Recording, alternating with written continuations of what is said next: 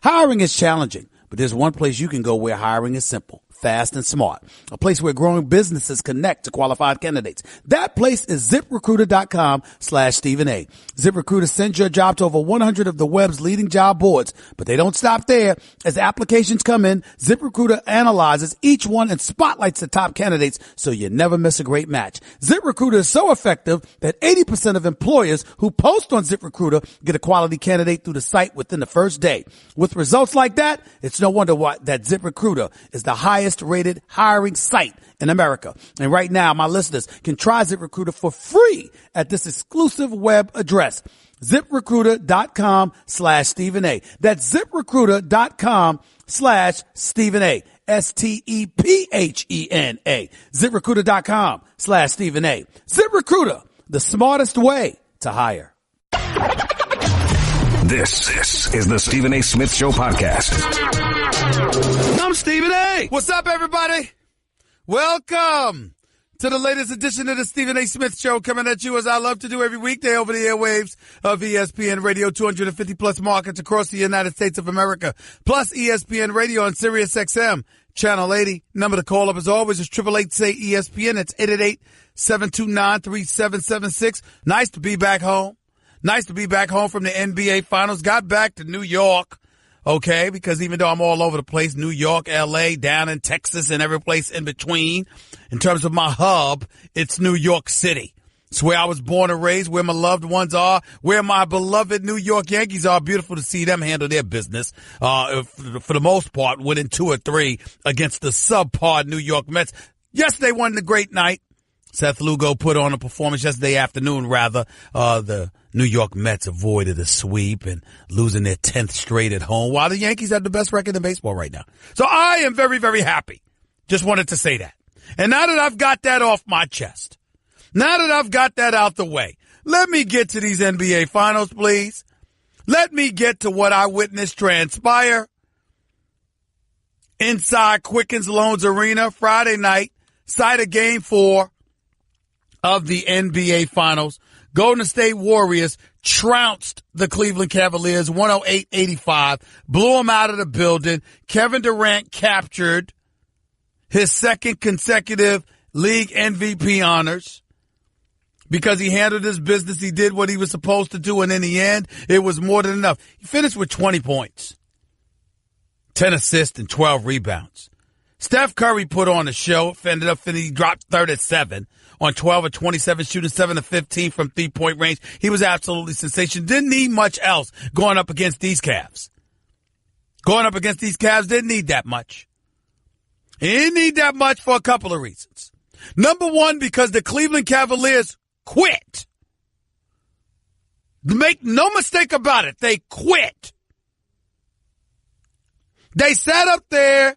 They put their heads between their legs, figuratively, and they kissed their behinds goodbye from the NBA Finals. That's what they did.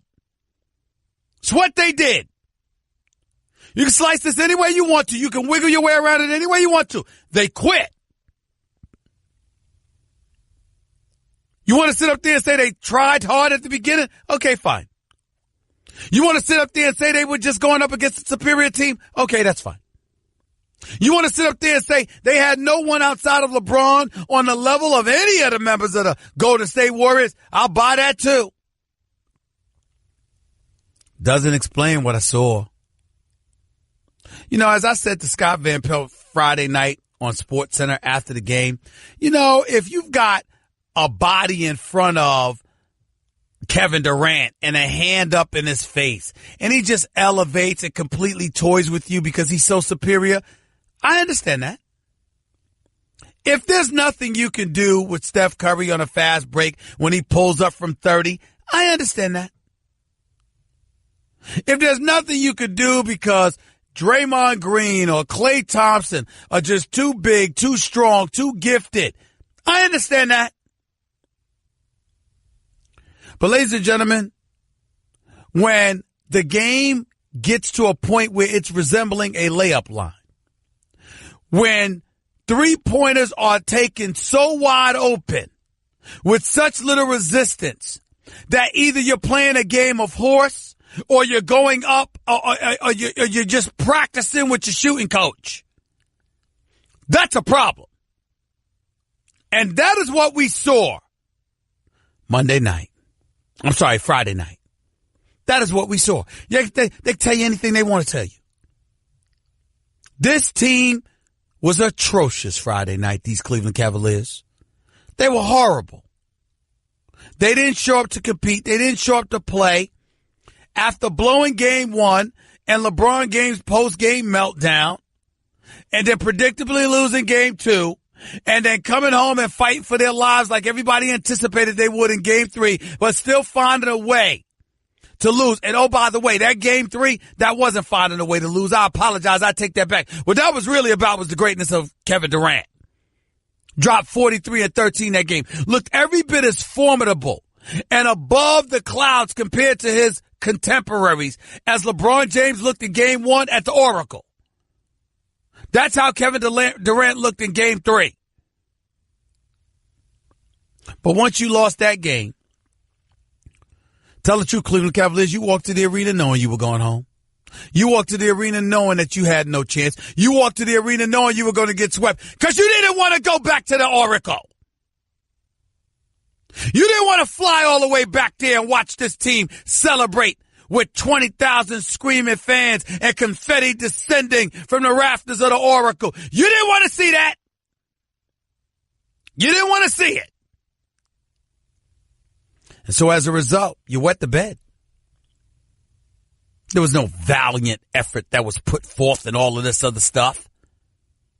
You were completely outclassed. It was in front of the basketball universe, which means anyone and everyone who cares a scintilla about basketball saw what transpired. They saw you quit as a team. And you know something? It was predictable. Ty Lue has to look in the mirror because this team, with some of those defensive lapses, no excuse. A.Smith, oh my God. I don't even know what to say about this, brother. It was just so bad.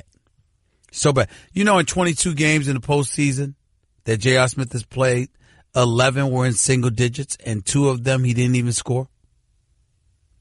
He's the starting shooting guard for the Cleveland Cavaliers. A couple of those games, he went scoreless.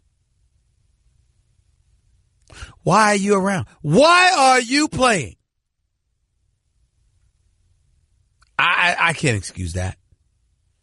Kyle Korver, I felt bad for him. We obviously know he's been through a lot this offseason. During the season, he lost his brother during the season, had to take a leave of absence from the team because of that, came back and played valiantly throughout most of the playoffs. He was the one person that LeBron had that was very reliable, unless you want to include Kevin Love in that mix, assuming he doesn't get a concussion. I understand that. But Kyle Korver ended up going 1 for 16 in the NBA Finals. He shot 6% from the field and 9% from three-point range. That's just hideous. There's no way around it. And if you want to sit up there and look at it from that perspective, and you want to be like the Jamie Foxxes of the world who call up to this radio show and say, where you get, if it was LeBron, you'd have got on him. When you go get on KD and all that stuff. I understand.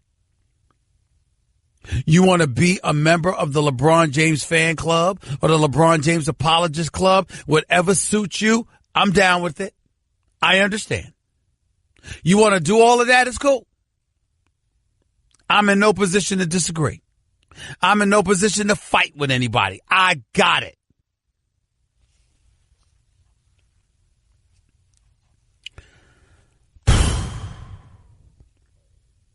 But I got to tell you something. I got to get to LeBron James. Because you see, in case y'all didn't notice, all these comparisons end now. There is no comparison to Michael Jordan when it comes to LeBron. And Friday was the latest nugget of evidence one could have at their disposal. LeBron James had 7 40-plus games these playoffs. And 8th was when he dropped 51 against the Warriors in game 1 of this series. He was absolutely phenomenal for the most part. There was plenty of times where he wasn't playing defense. There was plenty of times where there were defensive lapses. And there was also plenty of times where one could look at him and say he just wasn't there.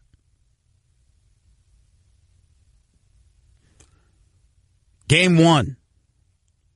I'm not going to be one of these people overreacting to LeBron James being all emotional after J.R. Smith blew game 1, essentially, and a game winner in overtime. I'm not going to do that. I'm not going to sit up there and pinch, and penny pinch and focus on LeBron being emotional and, when he learned that Ty Lue and them still had a timeout and didn't utilize it and all of this other stuff. I'm not going to overreact to that. What I'm going to tell you is that the players did. What I'm going to tell you is that if you're JR and the rest of those guys, when you're the best in the world, they're not looking for you to be that emotional, that distant, that far gone, believing that there's no way in hell you're going to win in overtime. They're not thinking like that. They're not doing it.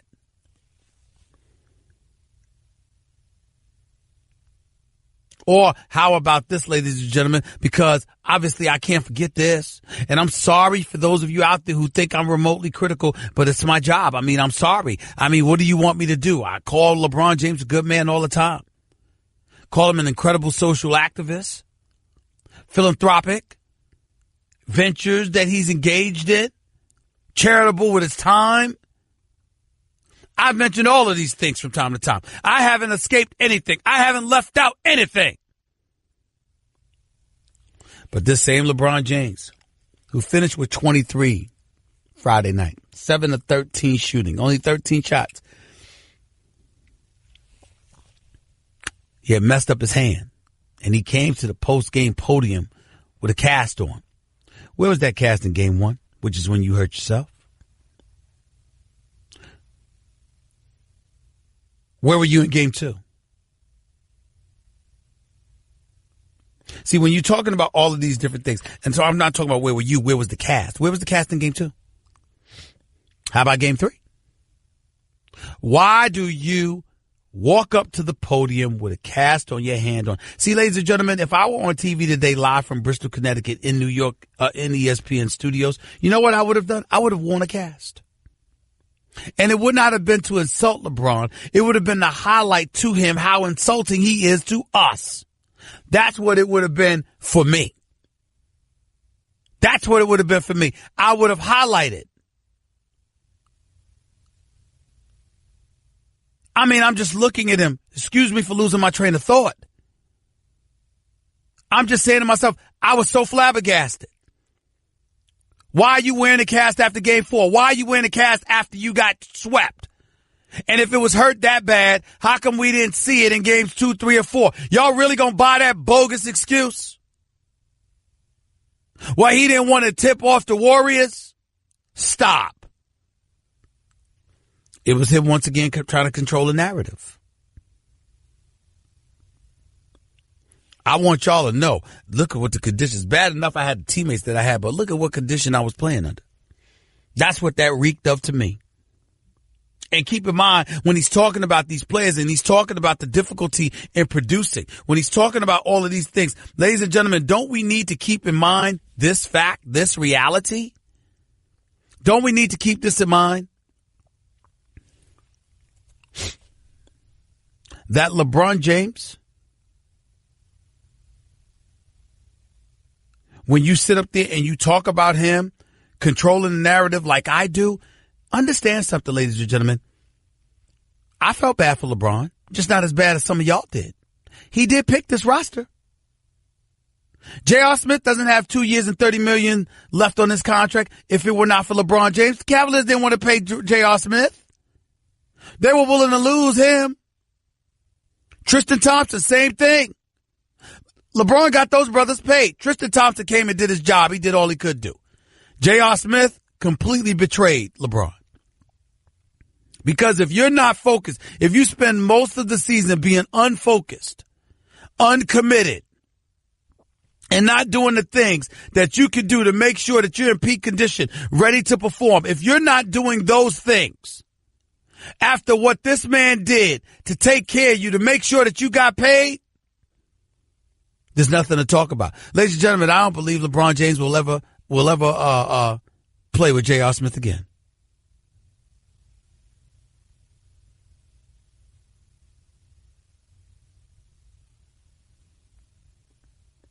I don't know about the rest of y'all. I don't see that.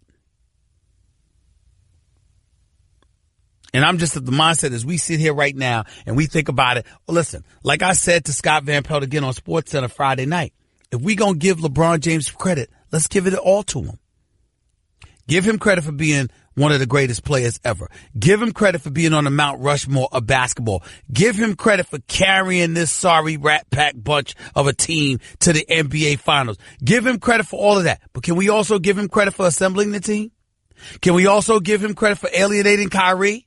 Can we also give him credit for making it unnecessarily hard on himself because he didn't want to cultivate that relationship well enough where Kyrie wouldn't be wanting to leave to go someplace else? And I know Kyrie Irving is looking good right now because he ended up with the Boston Celtics. He had Miami on his list. He had San Antonio on his list. He had the New York Knicks on his list. Kyrie Irving could have found themselves in situations that weren't going to be conducive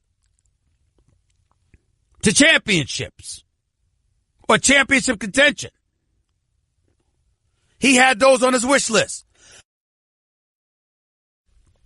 He had it on his wish list. So he could have ended up in a worse situation. But what does it say to you if a guy who's a champion and who is a special talent and an all-star was willing to leave and to go to a suspect or questionable or subpar situation just to get away from you?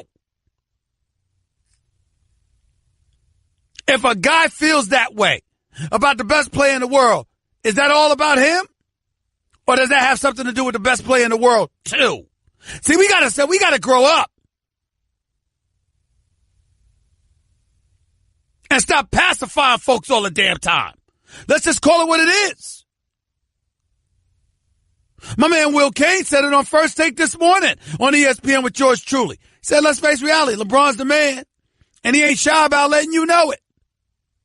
Every press conference about him, not about the team. Somehow, some way, it's his guys. I'm here and they're there. Fair enough, because it's the truth. But there's something to be said about wearing that on your sleeve and making sure they know it every chance you get and then asking them to step up. Where's the incentive? Now, one could argue championships, and I'll co-sign with that. But I've seen plenty of situations where folks are fighting with one another, and it just ain't working. And I'm telling you right now, when you look at LeBron, Rodney Hood, Jordan Clarkson played like trash during the finals. Rodney Hood was mired on the bench, inexplicably so. But once he got off of it, you saw something that he could do.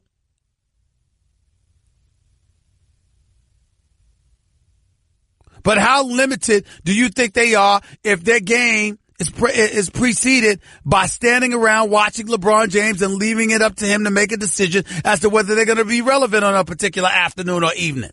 Cats get tired of that. And when you get tired of that, it shows. And it not only shows in your play, and it not only shows in your abilities, and it not only shows with your collective efforts or lack thereof, but it also shows up in free agency when it's time for cats to come and play with you.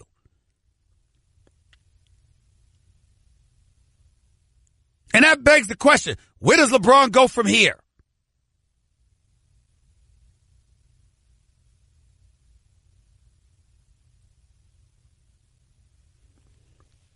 You got to wonder.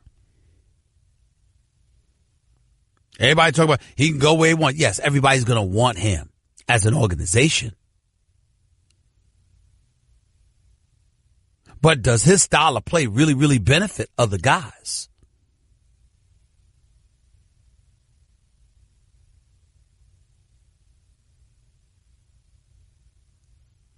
We all can look at it any way we want to.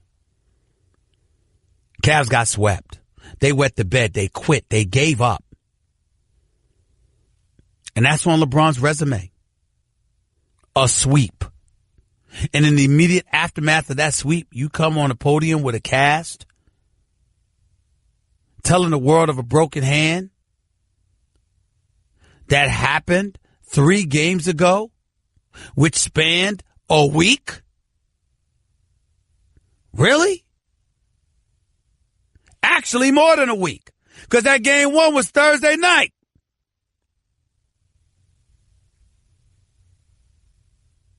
So like 8 days.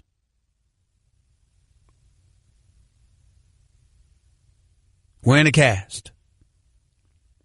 Doing everything you can to point to what adverse circumstances you had to deal with. So much for the comparisons. I'm sorry. So much for the comparisons. 888-SAY-ESPN. It's 888-729-3776. We'll continue with more of the Stephen A. Smith Show on ESPN Radio. We'll ask ourselves, really answer the question as to where should and where do you think LeBron will go from here? I'll get into Kevin Durant and the Warriors a little bit later, by the way. Got a lot to say about them, too. You are listening live to Stephen A. on ESPN Radio. Ryan! I don't know how else to say this, so I'll just say it. What is it, Linda? I think we should see other people. Are you breaking up with me? On a roller coaster? Well, we do have a lot of fun. Maybe we should stay together. An emotional roller coaster? Surprising. What's not surprising? How much you could save by switching to Geico. I just need a little me time. Geico. 15 minutes could save you 15% or more. You're listening to the Stephen A. Smith Show podcast. Back here in the Stephen A. Smith Show, ESPN Radio. Somehow, at some point in hour number 2, I'm expecting to have the new head coach for the Detroit Pistons on the line, the one and only Dwane Casey. He just accepted the Pistons job this morning, a new 5-year deal to coach Blake Griffin and the Detroit Pistons. So I'm hoping to get him on the line. But until then, we'll go to your calls at 888-SAY-ESPN. It's 888-729-3776. Ladies and gentlemen, here's the deal. This morning, one of the things they asked me about LeBron losing in the finals and, talk about announcing a hand injury. And, they also said, what did you take from it? What did you get from it? I said, and I called LeBron insecure. It's hours later since I said that. I'm not mincing words. I'm not backing up one bit. You're the greatest player in the world. You are numero uno. You're big time. Arguments about you being on a Mount Rushmore of basketball with Kareem and Russell and MJ. All of those things have been said. All of those things have been talked about. Here's my issue. Everyone knows you're great. Everybody knows you're the best. But when you came out with that hand wrap, ladies and gentlemen, like I said, if I was on First Take in Bristol, Connecticut this morning, I'd have came out with a hand wrap. I would have came out with a cast on my hand. And it wouldn't have been to insult LeBron James. It would have been to highlight how insulting he is to our intelligence, because it's clear what he was doing. He was separating himself from the rest of his teammates. He was saying it was them, not me. Plus, look what I had to deal with. That was his objective. There's no way around it. It was gratuitous at best, and that's to be kind. That's on him. That absolutely positively is on him. You don't have to cast after game 1, game 2, or game 3. But right after you get swept, now we see this hand injury. You're insulting our intelligence. Trying to control the narrative. That's what he did. That's what happened. And there is no way around that. Period. 888-SAY-ESPN. It's 888-729-3776. I knew my man Carlton in Tampa would call eventually. I couldn't wait to get to him. What's up, buddy? How are you? I'm good. How you doing this morning? I'm exhausted. I haven't had a day off in months, but it's been great. Go ahead. I'll tell you. I gotta say, I think this is the most childish, pathetic exhibition that I have ever seen a star professional athlete pursue in my entire 60-year life. Okay. So even if you believe LeBron James, which I don't for 1 second, it is not a broken hand. It's a contusion that felt like a broken hand, according to him. Okay? We have mocked JR for forgetting the score after game one, but we're not going to mock LeBron James for punching a whiteboard and taking himself out of the NBA Finals? Whose fault is it? If you believe LeBron, whose fault is it that he has a hand? It's his, because he's a drama queen. He was pouting on the sidelines. He threw in the towel. He threw in the series after JR's mental blunder there. Okay? And this is why it's just got to be so pathetic to play with LeBron James. I mean, players must be dreading the idea that he's going to come to their team, for crying out loud. I mean, LeBron James in his 10 losses had 52 turnovers. 52! He had 8 in that final game against the Celtics. The only reason they won that game is because the Celtics shot 34% for that game. And yet LeBron got all the credit for taking them through that series. And now LeBron is going to try to throw all of his teammates under the bus again and say, look what I was dealing with, this injured hand of mine. Hey, Stephen A., do you remember in the third game against Golden State when LeBron threw the ball up against the backboard and slammed it down on the rim? Carlton, I was thinking about that. I said, that hand looked perfectly fine to me. I didn't see a problem with that hand. I know when he was doing his little hand things with his sons after the game, you know, with his right hand, whack, back and forth. That hand looked perfectly fine to me. This is nonsense, Stephen A. And again, you know, the bottom line is, other players must be dreading the idea of LeBron James coming to their team, because they know if it doesn't work out, they're going to get all the blame, and LeBron is always going to have an excuse, and he's always going to be considered the greatest by his apologists. I will say this. The team was bad, though. It was bad. I mean, yeah, I'm not disputing anything that you're saying about LeBron, but this team was weak, though. Well, Love didn't have a good series, and J.R. Smith didn't have a good series, but look at the stats of the rest of them. They weren't bad. I mean, Thompson had a pretty, what more could the guy do? Kyle Korver shot 1 for 16, man. Well, you're right. Korver had a pretty good playoff series, but not against Golden State, right. The postseason series and so forth. But the bottom line, comes down to LeBron gets all the credit, none of the blame, and we should be mocking him right now for injuring himself. If you believe the LeBron story, he shouldn't be getting sympathy. People should be saying, are you kidding me? You took yourself out of this series by punching a whiteboard? You threw a fit when you were still tied after game one? A sulking drama fit on the sidelines, and didn't rally your team to try to win that game? And by the way, you were supposed to lose that first game anyway. You were away, and you cashed it in after that.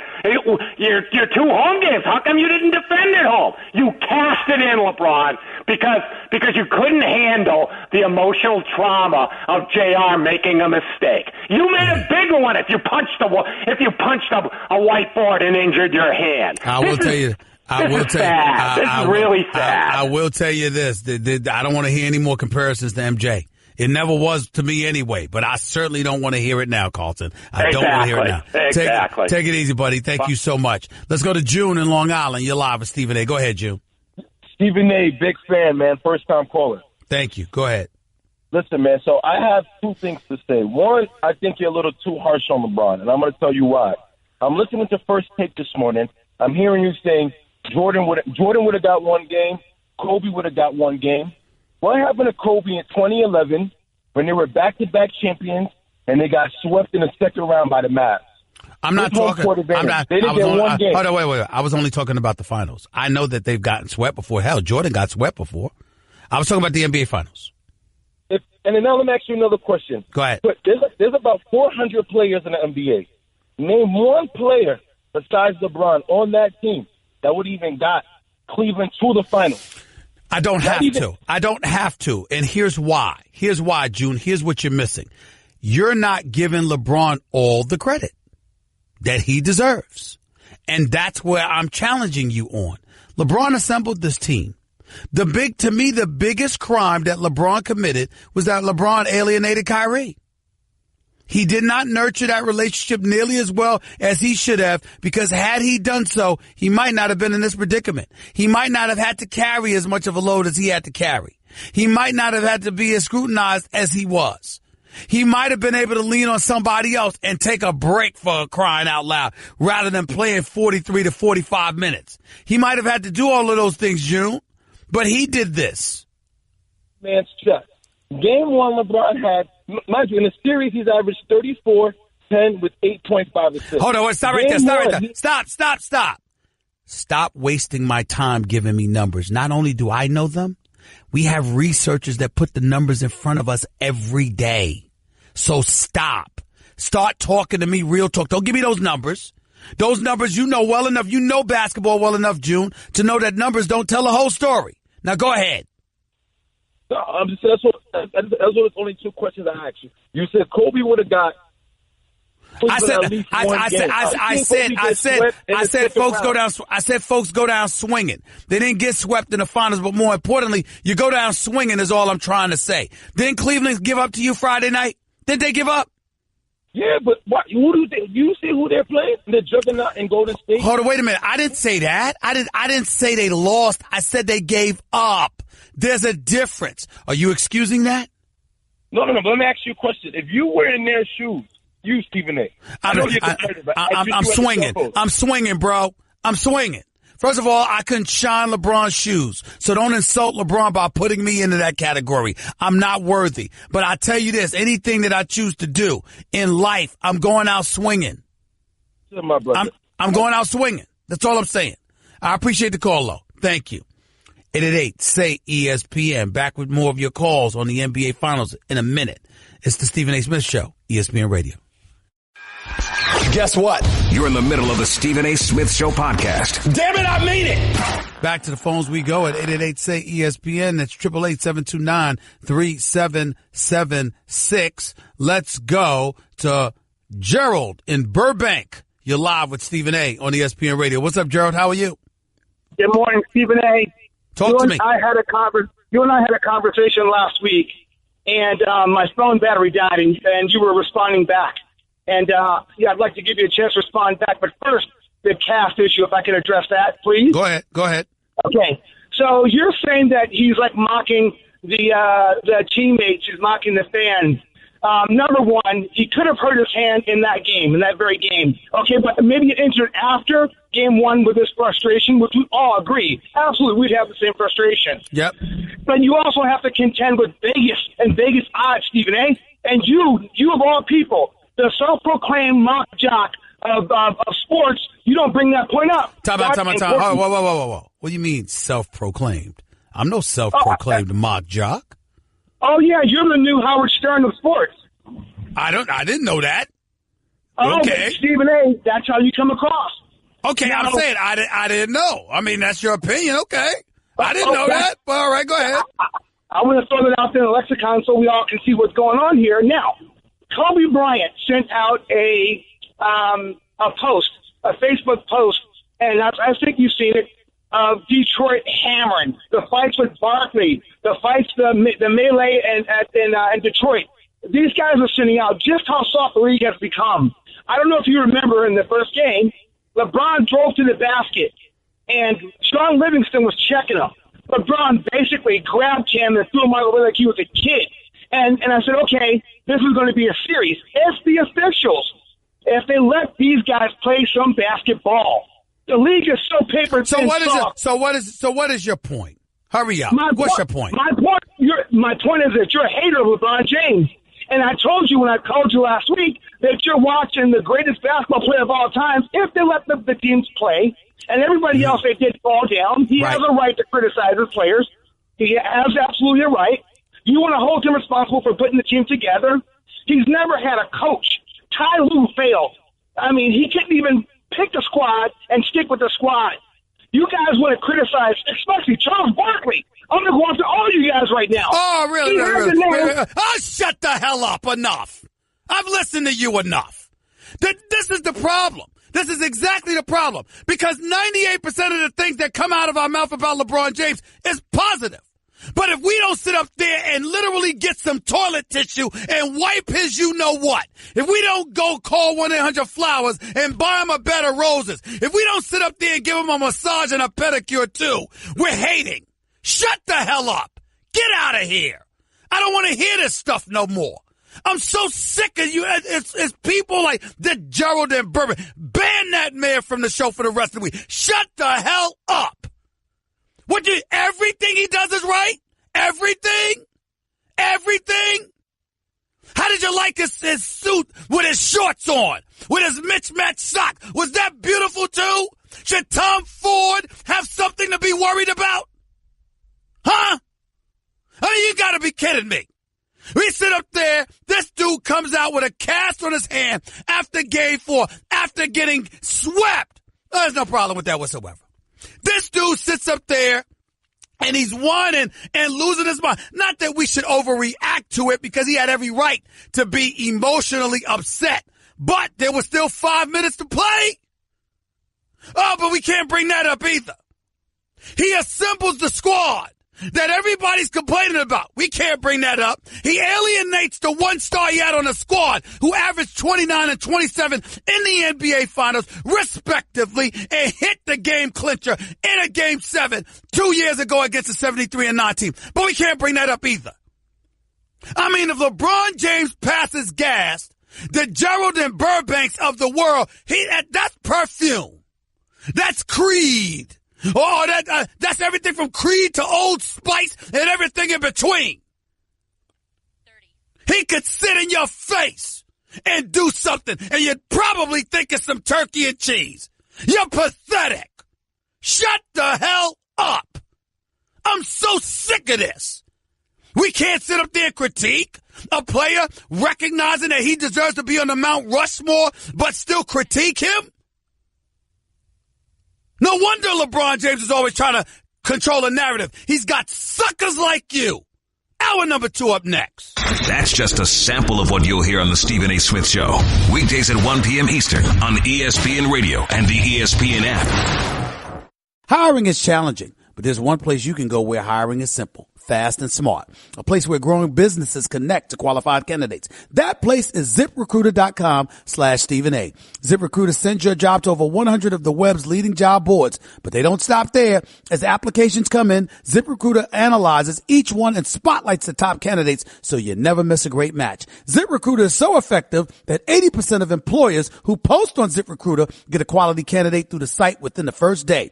With results like that, it's no wonder that ZipRecruiter is the highest rated hiring site in America. And right now, my listeners can try ZipRecruiter for free at this exclusive web address, ZipRecruiter.com/Stephen A. That's ZipRecruiter.com/Stephen A. STEPHENA. ZipRecruiter.com/Stephen A. ZipRecruiter, the smartest way to hire. This is the Stephen A. Smith Show podcast. I'm Stephen A. Welcome to hour number 2 of the Stephen A. Smith Show on ESPN Radio, which is presented by Progressive's Home Insurance. Get your quote at Progressive.com today. The number to call up, as always, is 800-729-3776. I'm sorry, 888-729-3776. That's 888-SAY-ESPN. You're listening live to the Stephen A. Smith Show, hour number 2. Coming up in less than 10 minutes or so, new head coach for the Detroit Pistons, Mr. Dwane Casey, former coach for the Toronto Raptors, guided them to a 59-win season and the number 1 seed in the Eastern Conference before they were swept by LeBron James and the Cleveland Cavaliers in the Eastern Conference semifinals. Looking forward to talking to him about his new gig and what happened to the Toronto Raptors. And of course, these NBA finals that just took place. But before that, want to get in something about Kevin Durant. Kevin Durant's making a little news right now. The reigning 2-time NBA champion as well as reigning two-time NBA Finals MVP, gave indications that he could see himself retiring at 35. He's in line to sign a new contract. He turns 30 in September. He could ink a 5-year deal in July. And he said he could see himself retiring by the age of 35. Quote, "This game, your craft, you have to continue studying it. No matter how much you enjoy it, nobody wants to be in school that long. I know I don't. At some point, you have to be ready to graduate. 35, that's just a number in my mind." Rich Kleiman, Durant's business partner, said Durant had previously shared with him about 35 potentially being the ending date. He said, quote, "I heard him say that, but I'll believe it when it happens." Durant, who's about 18 points shy of capturing or surpassing Kareem Abdul-Jabbar's all-time regular season scoring leader status, 38,387 points. That's how much Kareem Abdul-Jabbar has scored. Kevin Durant's about 18,000 points shy of that. LeBron James is within striking distance. He's at 31,038. And he is in position, ultimately, if he plays about 4 or 5 more seasons, LeBron James could capture it. He's got 4 seasons on Kevin Durant. He just completed his 15th season. Durant completed his 11th. One of the other things that Durant said, elaborating, he said, "It's not about the record. I can leave the game knowing I did everything I wanted to do my way on my terms. That's how I want to leave the game. And if I happen to have all these accolades and these accomplishments, then that's cool. If not, I'm still cool. So I don't think that's going to define me as a player. It's a cool accomplishment to be up there with the greats and to be considered someone who can potentially chase that or beat that. But I'm not playing for that." That's what Kevin Durant said. Here's my thing about Kevin Durant. I think that he is a superstar player. I do not believe he's LeBron James. He's one of the top 3 players in the world, probably top 2, even though Anthony Davis and Kawhi Leonard could make a legitimate case and argument for such stature. In the end, what it comes down to is this. Kevin Durant has never been that alpha dog. And to me, I know he made news because he made a statement over the weekend that it's easier to be the best player on a bad team than it is to stand out on a great team. He's right about that. 1,000% right. One could argue he was taking a shot at LeBron James. One could argue he was taking a shot at Russell Westbrook. I don't mean taking a shot as a negative, like trying to throw shade on them. I think saying something and just oblivious or indifferent to the fact that it would bring shade upon them. He ain't concerned about them. He's concerned about himself. He just beat the Cavs, so, he's going to have that kind of mentality, and he departed from Russell Westbrook. All right? And Westbrook's in his car on Instagram singing that song "No Vaseline" by Ice Cube from years ago. Go read the lyrics and you'll see what they're talking about. He said, "I saw it coming. That's why I went solo." Well, actually, he ain't the one that went solo. That would be, he ended up being solo, but he ain't the one that instigated it. That would be Kevin Durant. Neither here nor there. The bottom line is Kevin Durant is a sensational basketball player. He's a scoring machine. And even though he wanted no parts of LeBron in Game 1, like I said, LeBron looked like he didn't want any parts of Kevin Durant in Game 3 when he dropped 43 and 13. So it is what it is. Here's my hope, ladies and gentlemen. I do not want to see the Cavs and the Golden State Warriors again. The best thing that's happened to me about these NBA Finals is that they are over, and that I don't have to worry about seeing LeBron James in a Cleveland Cavaliers uniform and possibly coming out the East to go up against the Golden State Warriors again. If he stayed in the East and went to Boston or Philly, that would be different. If he goes out West and he's in Houston, that would be different. Me personally, I don't want to see the Cleveland Cavaliers and the Golden State Warriors as organizations going up against one another again. I'm not interested in those connecting flights anymore. I want it over and done with. I want a new opponent. And if it's the Warriors in there against somebody new, that's fine. If it's 2 new teams, that's fine too. I don't care. Anything but Golden State and Cleveland again. I just want to make sure I state that for the record. Rob in the Bronx, you're live with Stephen A. What's up? Stephen A., a few things. We like you said, we talk about LeBron James and his greatness, but you know what? We have to critique him too. A couple of things I saw that I don't really hear anybody calling about is the fact that he missed a lot of free throws. LeBron James struggled from the free throw lines a lot this year. And another thing, instead of arguing when he doesn't get the call and hurry up and get back on defense, he argues with the ref, and it leads to the other team scoring buckets while he's down there arguing. Hurry up and get back on defense. Lot of defensive lapses by LeBron, particularly in the finals. Yes, I saw that. He was complaining a lot and not getting back on defense, which Jeff Van Gundy and Mark Jackson highlighted very, very accurately, by the way. Go ahead. Yeah, yes.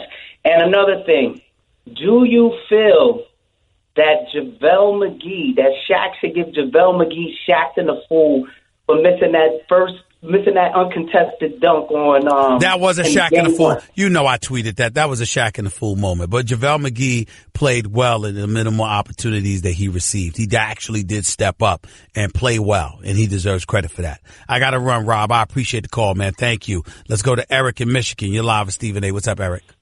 Hey, what's up, Stephen A? Love your show. Love the music that you do on your commercial breaks. Well, thank you. Two quick points. The LeBron thing with the Castle, when I saw him on that podium at the post-game show, I had a flashback to when Scottie Pippen was carrying Michael Jordan off the court in the finals during that Utah game. I could never see LeBron playing that way. No, yeah, because I'm saying you talking about when Michael Jordan was sick with the flu, sick as a dog. I think this is the anniversary of that game, by the way, when Michael Jordan dropped 38 that night. He was sick as a dog and throwing up and everything else. And ultimately he was leaning on Scottie Pippen, because he could barely stand up but still handling his business. You talking about that? I'm talking about that. All right, go ahead. I don't see LeBron having the mental toughness to put the flu aside to drop 38 or 40 on anybody. And I think that's the difference. Well, I could tell you that he did drop over 40 7 times and then dropped 51, which is over 40 an eighth time in game 1 of the NBA Finals. And I could see LeBron James putting forth a Herculean performance in terms of numbers. But I'm talking about pressurized moments where it really, really counts. And it comes down to you. Listen, he's hit game-winning shots. He's shown up. We've seen his greatness shine throughout these playoffs. We can't take anything away from him, but they quit Friday night. That much I'm willing to say. They quit Friday night. They quit. Part on LeBron, though, because I don't think, and it's just my opinion, but I don't remember Michael ever letting any of his teams quit playing basketball. I don't remember. Being out there on the court watching his team. Yeah, you know why you couldn't tell with Michael Jordan? Because when his team played like garbage, he'd say, "The hell with y'all, give me the ball," and he'd take every shot if he had to. Well, his team for a lot of years played like garbage. The earliest stages, yes, they did. Without question. The earliest stages, they absolutely did. Listen, LeBron is one of the greatest talents we've ever seen and deserves to be on the Mount Rushmore. But when we talk about him in comparison to MJ, we all know where the comparison goes out the window.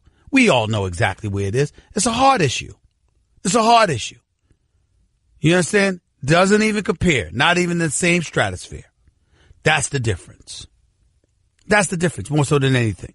Appreciate the call, man. Thank you so much. Ron in Baltimore, you're live with Stephen A. Go ahead, Ron. Hi, Stephen A. Can you explain to me, of all the things that I had a problem with, the switching of LeBron off of Durant, especially in Game 3? I know you mentioned it after the game, but just I'm still bothered by it, Stephen A., after this series. Like, I'm not necessarily with Michael, and just I know in the NBA today that guys switch, but doesn't it bother you? It bothers the hell out of me because they don't want to man up and accept those matchups.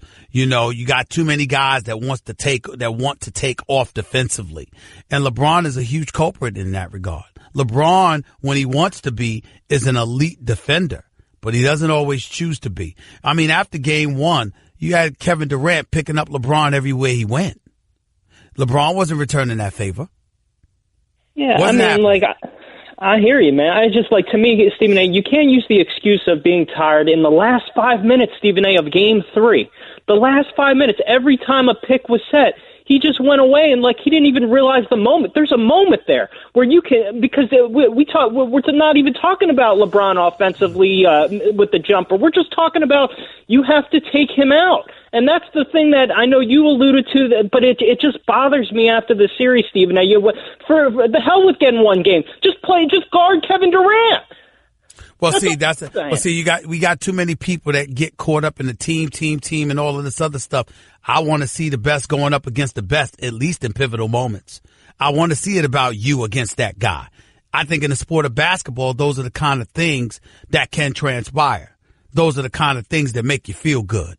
And I think you got to go for that. And then unfortunately for me, I didn't see that.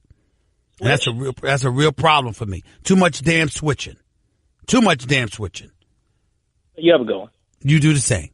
888-SAY-ESPN. It's 888-729-3776. Is he there, Kat? Is Coach there? Not yet. Yes, because I'm looking in any minute now, we expect to have Coach Dwane Casey, the new coach for the Detroit Pistons, on the line with us right now. So I can't wait for that to take place because that's going to be a beautiful thing, beautiful conversation to have. But until he gets on the phone, let's go to Jonathan in Texas. You're live with Stephen A. What's up, Jonathan? Yes, sir. First of all, man, first thing I want to say, man, looking at LeBron, man, with that cast on his hand, man, it brought back memories of last call was talking about Scottie Pippen. It actually made me think about it, Katrina, with the neck brace up there, man. He looked like a clown doing that, man. But go ahead. My biggest point, man, is I'm constantly hearing this LeBron James, Michael Jordan comparison. It's idiocy. Michael Jordan, his cerebral attitude with basketball, it's bar none. If you had this switch where you had LeBron and Steph Curry multiple times during the game, LeBron should have annihilated Steph, but he didn't. What was that, game 3 or game 4? Steph had two fouls in the first quarter. Mm-hmm. If you're LeBron James, Steph should have fouled out by the third. You should be wearing him out. And there's no excuse for it. Well, I just think that more, see, you look at it that way. I look at it totally differently. Durant's got 43 and 13. Don't even let anybody else guard him. There's no one that could come close to guarding Kevin Durant on the Cleveland Cavaliers. Nobody. You got to accept that matchup. You got to sit up there and say, I'll take him. You got to want that. That's not what I saw. Would have done 100% of the time, man. It's not a comparison. LeBron is absolutely one of the best players ever, but when you're talking the best, it's MJ hands down. That's right. I appreciate the call, Jonathan. Thank you so much. Patrick in Ohio, you're live with Stephen A. What's up, Patrick? Hey, Stephen A. I hear everything that everybody's saying, and I want to just, first off, I'm a Laker fan, so I'm going to come off a little biased. I feel like you got Mike, you got Kobe. LeBron is the most dominant player in the game today. Yes. He's the most dominant player since I've seen since Shaquille O'Neal. But I do want to know your thoughts on Carmelo Anthony, Golden State collision course. What you think about that? I'll tell you this much. Carmelo Anthony would be a significant upgrade to Swaggy P, Nick Young. I'll tell you that. I'll tell you that. And I'll tell you this, too. Melo need to do something. I've had enough of this whole Melo thing. Melo has chased the money for many years. I love my man Melo, and I think that he was a big-time player.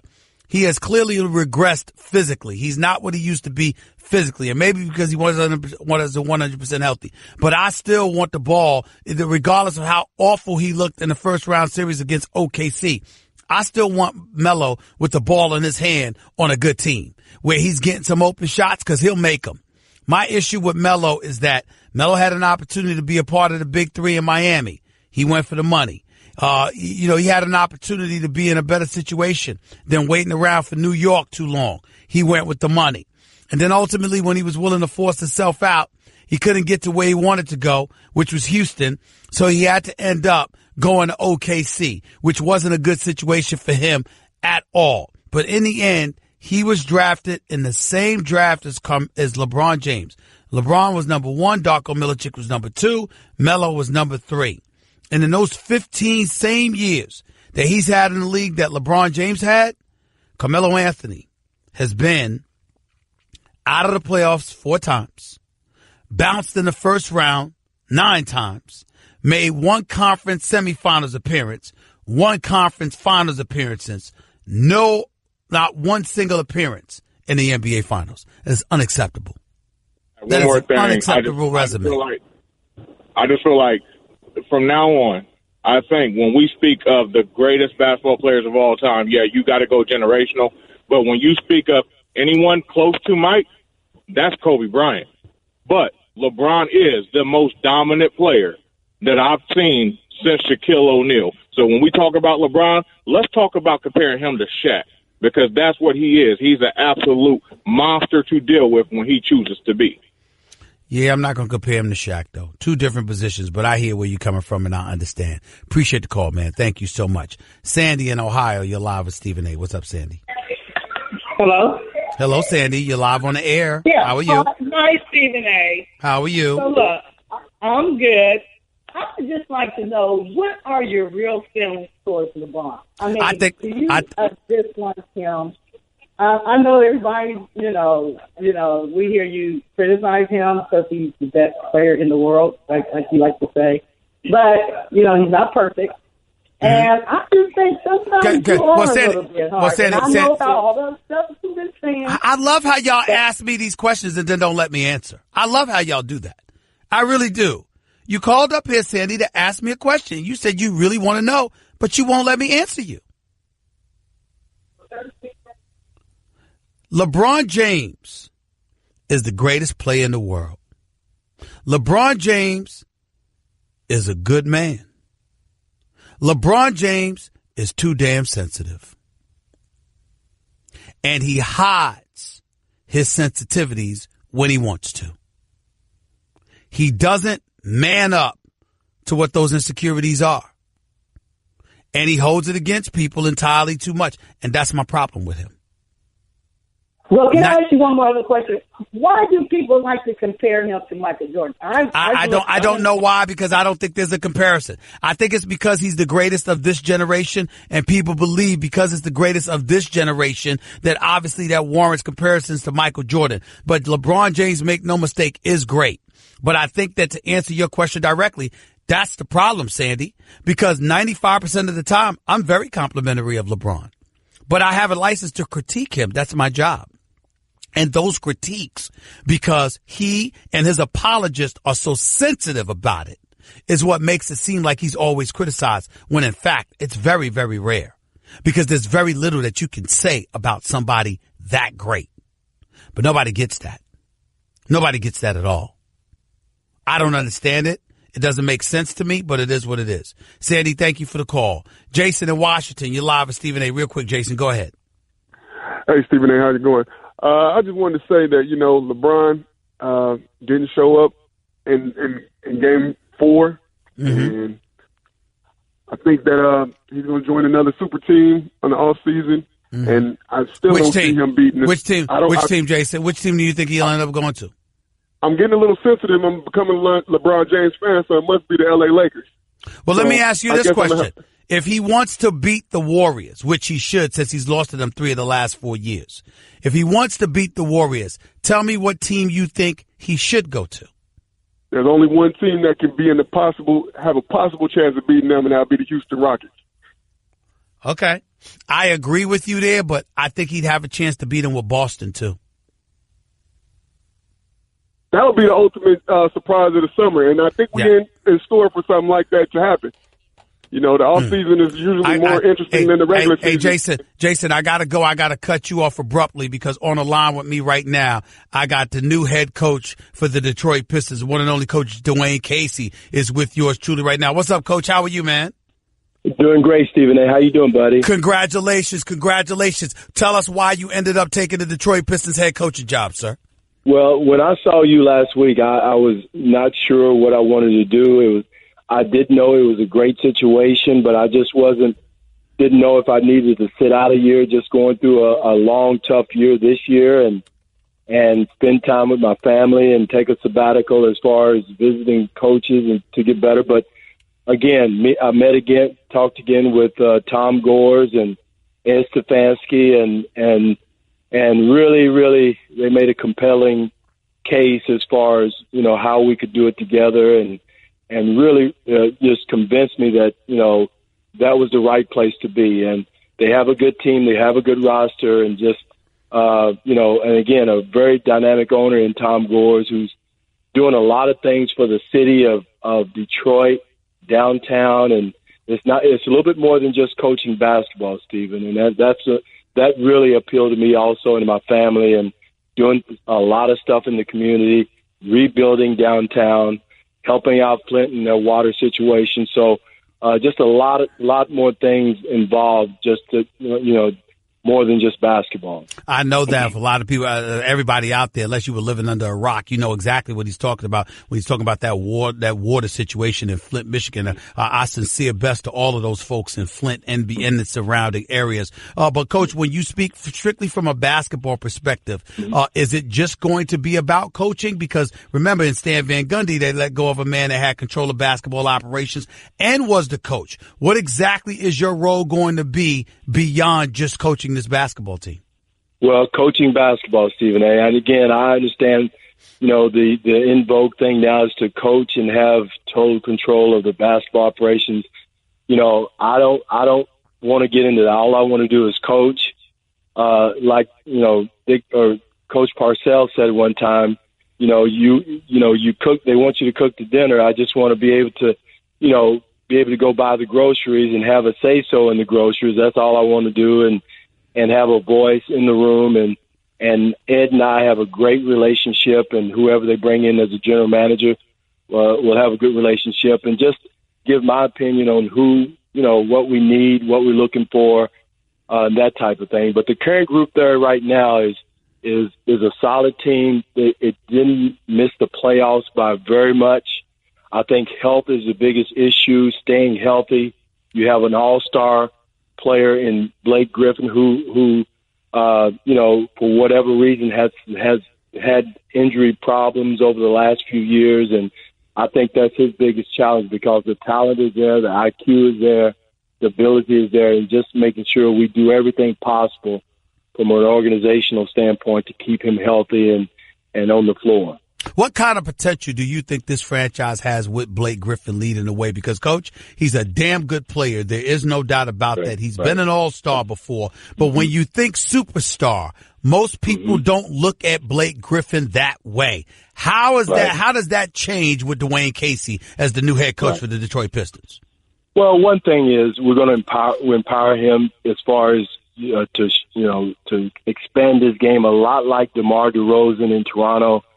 Expand his game out to the three-point line, have some point-forward responsibilities with the basketball out on the floor, bringing it down, because he's more than just a back-down, post-up player. And, we want to change that narrative also. We want to open up the floor, which will fit this team, and play a different style. And nothing, believe me, nothing, I'm not knocking Stan Van Gundy whatsoever, because he's a hell of a coach. But, we want to change the way we, play a little bit by opening up the floor, shooting more threes, and that type of thing. Sort of the same thing we did here in Toronto with DeMar DeRozan and Kyle Lowry. And speaking of superstars, there's very few of those in the league, Stephen, as you know, and there's a different level. And so DeMar DeRozan and Kyle were really, really good players, but there's probably two or three superstars in my estimation in the league. So, but Blake is right up there with Kyle and DeMar as far as talent level, IQ, and his ability to do a lot of different things. What about your backcourt in Detroit with the Pistons? I mean, Reggie Jackson's obviously perceived as being a big component, but he's been injury prone or whatever. Give us some insight real quickly to the backcourt that you plan on having available to you. Well, Reggie, like you said, Reggie Jackson, his issue is also staying healthy. Talent-wise, he's one of the best pick-and-roll players in the league, getting to where he wants to go with the basketball. So he has that ability, but just staying healthy. The other player that's really, really interesting, and Stephen A., and you know him, he's a young kid. Luke Kennard is a talent. He's just got to grow up, and because he has the vision on the floor, he can shoot the basketball. He's a tough kid. His IQ is high. He just needs to get some experience in playing. Reggie Bullock is an excellent knockdown shooter. So, and then Stanley Johnson. Stanley Johnson, in my estimation, has just as much potential as anybody. The key with him is I've got to get with him and our staff and coach him and see where we can get his potential to, because this is a big year for him. I mean, this is a make or break year for him, and And he has the ability. He's got a great body. He's got the ability to score the basketball. The key with him is just make sure we get his outside shooting consistent. But his talent level is there. He works his behind off. So I'm excited about getting with him and really the rest of the players and getting started to see who exactly they are. Because, again, like I said the other day on your show, you don't know what a guy can do or can't do until you really get in the gym with him and coach him and be a part of his development. We're talking to the new head coach for the Detroit Pistons, Dwane Casey, who just agreed this morning. I believe it's like a 5-year deal to coach the Detroit Pistons. Over the last 7 years, been coaching in Toronto over the last 7 years, won 57% of his games the last 3 years, 56, 51, and then conference best, 59 games this past season and the number 1 seed in the Eastern Conference. Last time we remember seeing you, Coach, you were coaching the Toronto Raptors. Y'all had lost in the Eastern Conference semifinals to the Cleveland Cavaliers. I thought y'all would lose that series. I predicted y'all would lose that series because of the greatness of LeBron James. But I don't think anybody expected y'all to get swept. What happened, Coach? Well, it's the similar situation that Cleveland just went through with Golden State. We had game 1 under control. We had, a 14-point lead, missed our last 11 shots. We had 4 tip-ins at the buzzer, Stephen A., to finish the game and to win the game, and couldn't get him down. Woulda, coulda, shoulda. That's game 1. And then we had the lead, played well in game 2, and then LeBron. We played like LeBron did the second half and won the game. Game 3, he hits a running shot at the buzzer. So again, yes, we got swept, but it wasn't like we got our butts kicked each and every game. It was a 2-point, 1-point game. An overtime game to 2 games, and then after that we just could not get our mojo back, and that was the key. And just trying to get the confidence level, that energy level, that swagger that you need to compete at that. After you lose some tough games like that. But again, that's part of basketball. There's no excuse. Again, I thought it was competitive, but just not good enough to get it done. Coach, before I let you get on out of here, because we only got about a minute left or so, thank you for taking time out of your busy schedule. No problem. And again, congratulations so much. Looking at the dominance of the Golden State Warriors, Coach, I mean, is it a matter of where's LeBron going to go next, or just hoping and praying that CP3 stays healthy? Or, I mean, what is it going to take for somebody to knock Golden State off this pedestal that they're on right now? Real quick, Coach. Well, it's just on the rest of the league. It's on us as an organization, our organization, to make sure we put together a team that matches them. I think right now Houston is probably the closest to match them step for step, shot for shot. As Daryl Morey said, an arms race. So, it's on all of us to build our team, to build our roster, to match them, to beat them, to compete with their 3-point shooting, and most of all, their basketball IQ. I think LeBron said it the other day. One thing that people underestimate, they look at their 3-point shooting, but their basketball IQ is off the chart. And that's one thing with our team, and I'm sure a lot of other coaches, is try to match their wit and their intelligence level along with your shooting to be able to beat them. But again, I think Houston with a healthy Chris Paul gave them all they wanted. So it's not like they're invincible. They can be beat, but it's going to take a high IQ basketball team as well as a good offensive team to put it together to get them. Coach, thanks so much for taking time out of your busy schedule, man. Congratulations. It's well-deserved. I'm happy to see your first 11 years in the league. You were an assistant coach and then did about 3 more when you helped Dallas capture a championship. That's 14 years as an assistant. Had a 2-year stint in between in Minnesota before you landed with Toronto the last 7 years. This is well-deserved, my man. Congratulations. Thank you so much, Stephen A. Take it easy, buddy. We'll talk soon. Back to your calls and more in a few. You're listening live to Stephen A. on ESPN Radio. I don't know how else to say this, so I'll just say it. What is it, Linda? I think we should see other people. Are you breaking up with me? On a roller coaster? Well, we do have a lot of fun. Maybe we should stay together. An emotional roller coaster? Surprising. What's not surprising? How much you could save by switching to Geico. I just need a little me time. Geico. 15 minutes could save you 15% or more. You're listening to the Stephen A. Smith Show podcast. Kimberly in Long Island, you're live with Stephen A. Hi, Kimberly. Hi, Stephen. How you doing? I'm all right. Thank you for calling. Go ahead.